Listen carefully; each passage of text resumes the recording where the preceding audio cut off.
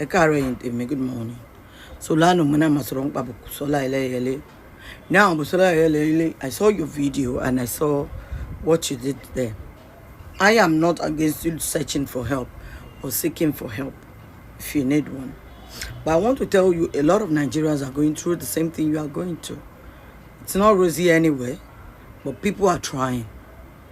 You are saying that the talent is not appreciated in Nigeria. BUSOLA, àwọn kí ló ṣe láti improve talent.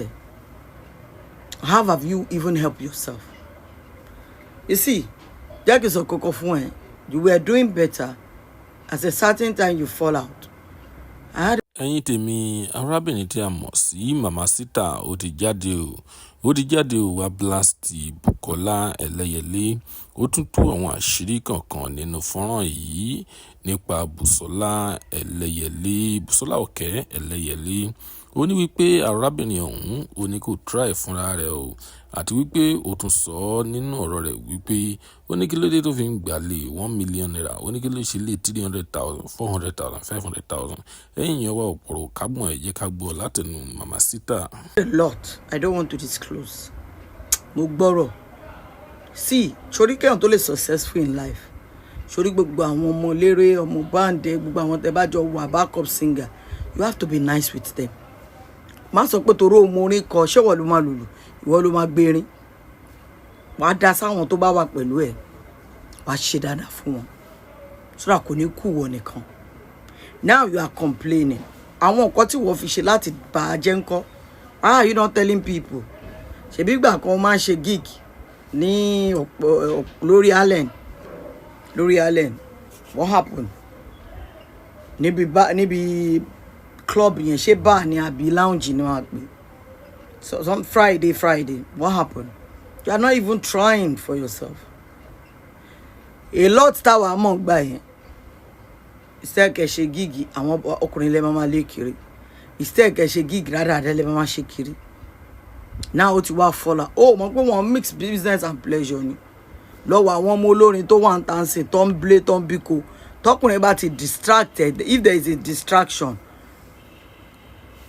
you will not have that ogo. Àti pé àwọn ọkùnrin mélòó ó mọ̀ nǹkan tó ti máa lò nú ara yín ni. You think all those men that are flocking around you wọ́n ní kankan láti fàyè yín ṣe? No. So start from the spiritual aspect. Kí ló gbógo lọ lára ẹ̀? Kí ló ṣẹlẹ̀? Mi ìfẹ́ fẹ́nu sọ̀rọ̀ because tí bá fẹ́nu sọ gbogbo nǹkan tí mo mọ̀.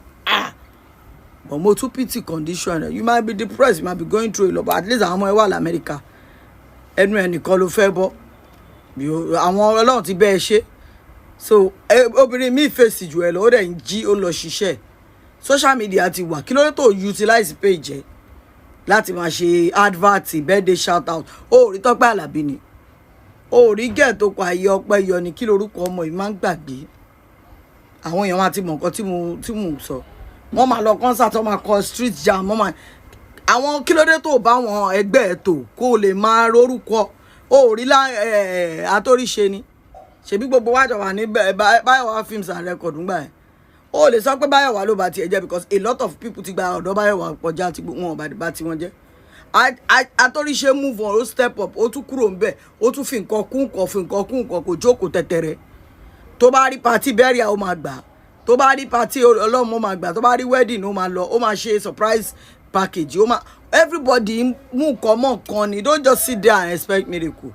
You have the talent. How are you showcasing it? Ó rò pé Eleyele nìkan ló máa kọ Christian music. Wọ́n kàn fi kún ayé Gen Z la wà yìí. Wọ́n kàn máa believe pé you be fine girl, you get shape. Ọkùnrin ọdún wo? Ṣé ọkùnrin tó dùn ẹ lánàá máa tún dùn ẹ lẹ́ni? Tó bá ti gbé ẹ fúngbà díẹ̀, everybody máa fi ẹ lẹ̀. Ǹjọ́ wo ló fẹ́? For market, you know be price. Tó bá ti tó stage kan, okay, àwọn ọmọ tuntun London sì tó wà ń ta. Ẹ̀yin old school wọ́n ti gé yín lẹ̀. That is why you have to take iṣẹ́ any priority. Now you are saying you are hungry. Me if I go hungry, àwọn wo ló ń whine pé you dey hungry. Ó lè náà jẹ gbèsè bọ̀, wọ́n sọ pé bí ló pa ẹ́, ebi ṣe máa pa ẹ́. Olọ́mọ ń lu òyìnbó, èlò ló fẹ́ fi jẹun. Tó bá pa àwọn old school ẹ̀ gan, wọ́n máa rí nǹkan fún ẹ. But what are you doing to help yourself? Even help those who even help themselves. Girl, stand up and rebrand yourself. Do things. oh tí what kò jókòó tẹ̀tẹ̀rẹ̀ kí ni nǹkan tó ń depress ẹ, you can talk about that. You can ask for help, but what are you doing because tó bá dá 1 million naira fún ẹ sí tó dá 10 million naira fún ẹ tó o bá ready láti help ààrẹ ó kàn máa ó bá san gbèsè tán, you go back to square one. Ṣé every time lọ́mọ máa dáwó fún ẹ ni? I want to be harsh with you today because me ní pamper, you know you fucked up, you know a lot of things you did, a lot of offer. You should know kó máa ró nínú ẹ. But okay, what are the things tí mo máa ṣe tí mo máa fi kọ́ọ̀bù kìíní tí ó máa fi padà sípò? Now let's work on that. You have a TikTok page. Even àwọn Muslim kìíní o máa rí wọn lórí ibẹ̀ tó máa kọrin tó máa gbé keyboard. Even gift tó bá ń fún ẹ máa generate owó. Wọ́n ṣe big girl. Èèyàn tíjú nídìí nǹkan. Má jókòó kó máa sọ pé ìwọ big girl. Má fi gbéraga sí. Because àwọn kékeré kan lè wù ẹ́ kó promote ẹ. Má fi gbéraga sí. Do the thing you are supposed to do. Stop thinking about the past. Èèyàn kan ló bá tiẹ̀ jẹ́. Àwọn tó kù tí wọn ò ṣe bàjẹ́. Tí ó bá tiẹ̀ jẹ́, kí ni wọ́n tún ṣe láti fi tún ṣe? Kí ni wọ́n ṣe fúnra ẹ láti fi tún tiẹ̀ ṣe tó bàjẹ́? O mọ nǹkan táwọn obìnrin míì fèsì nílé ayé yìí. That is she gallant. Ìwọ tí ẹ̀rọ ọmọ náà ń lo òyìnbó. Ẹlòmíì ṣì ń bọ́mọ. Ó ṣì ń tọ́jú ọkọ. Ó ṣì ń tọ́jú ilé. Ó dẹ̀ ń ṣiṣẹ́. Ó dẹ̀ ń jókòó. Ó ń ṣe gbogbo ẹ̀. One talent is not enough. Before you tell me your talent is not enough, let's see how you are trying. Àwọn mélòó ló ti wax nínú ọdún nínú last year, nínú last 2 years. Even show mélòó ló ti gbà. Báwo ni wọ́n ṣe pariwo wípé pè mí o, tẹ́ bá fẹ́ ní wedding o. Màá wá pẹ́ Ẹlẹ́yẹlé fún yín o, ẹ jọ̀ọ́ o, ẹ má wò mí ràn kó bọ́ sórí page ẹ kó máa pariwo. Kó máa ní ẹ jọ̀ọ́ ẹ promote mi ẹ jọ̀ọ́. Ẹ̀yin tèmi, mix with people, shout, pariwo ara ẹ, promote yourself. Kò sẹ́ni tó máa gbọ́ Ẹlẹ́yẹlé wọn bẹ́ẹ̀ lọ tí wọ́n ní fẹ́ play wedding. Are you not thinking out of the box? Ta ló fẹ́ gbọ́ wípé ìfẹ́ tí mo ní sí ẹ ó máa pọ̀ jù? You can be doing it in wedding. Wàá fi ṣe solo fún wọn. Wọ́n paná ọkọ àti àwọn á máa jó. You will be there guest artist. Are you not thinking, why are you feeling pompous to mingle with people tó share idea pẹ̀lú ẹ? You can't sit there and expect miracle, girl. I'm telling you. Once they are about to kọjá 40, 45, 50, you should know orí ẹ̀ láti máa bring yourself down to the level. You don't need to stress yourself, depress yourself. Àwọn ìgbà míì èèyàn máa ń gbé tìjú kúrò ni. Because tó bá lọ bẹ́yàn lé tó bá lọ báyàn lọ́la máa bú ẹ. Nǹkan tó bá mọ̀ ṣe tó máa powó fún ẹ. Èèyàn tìjú lórí ẹ̀. Ọmọ ìyá mi, wo mi, idea tó wà lórí mi tí má ṣí ẹ pẹ̀lú ẹ tó bá mú lò ó fail in life. Kó bọ́ sórí page yẹn kó máa pariwo ẹjọ́ birthday surprise sáwọn ọmọ mi yín ẹ̀yin tẹ́ wà labroad a lè lọ kí wọn o tó bá fẹ́ ṣe birthday akọrin birthday fún wọn á lóhun wa o wàá pe àwọn onílù wàá pa àwọn onígangan wàá tẹ̀lé wàá wọlé you know they see am for internet for you to be creative. You are saying talent is not enough. Ṣé anybody máa gbé ẹ sókè ní lórí bed pé dìde wá wọ studio gbìdìde tán fóònù ẹ? Girl, don't tell me you are hungry. Ìwọ ló ń ṣe ra ẹ. You have this talent, make use of it. I'm not saying they should not help you. Please help her. But once you get back there, don't go back. Èmi sì tí mo ṣe ní fan base tó lórí every tí bá bọ́ta tí bá sunkún. Ó mọ nǹkan tẹ́mi go through ní ayé mi. Ṣòro pé wọ́n ní help mi ni. But I don't need that pity party. Nǹkan tó máa mú mi pé mo wá bèrè owó lọ́wọ́ èèyàn. Mo ti mi rọ́nà àti gbègbà mọ́ ni. Lọ bèrè.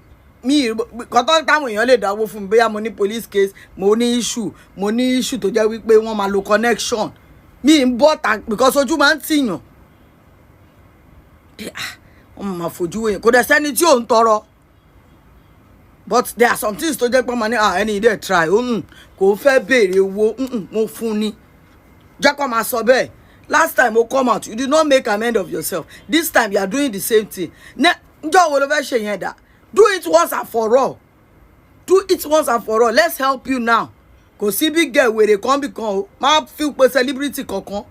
We too will be celebrity o. Come to the level of people that will help you. Let them share idea with you. Old school ni ẹ. Àwọn tó ń gbóná sí tó ń bí kò jẹ́ kó kú ẹ. Even kó máa ṣe little thing kó máa gbé sórí àwọn pages kan you will make money. Girlfriend, let me tell you what you will do. Even voice ẹ gan kó máa fi kí àwọn èèyàn. You have it now. Why not use it? Èèyàn fẹ́ ṣe shout out fọ́kù ẹ̀ tó ń ṣe birthday. Tó jẹ́ 200k ni wàá sáré ṣe. Wàá bá wọn kọrin, wàá fi kíní picture sí. people dey make money on internet wetin you dey tell me ẹ jẹ́ n padà wá kó má lọ hang.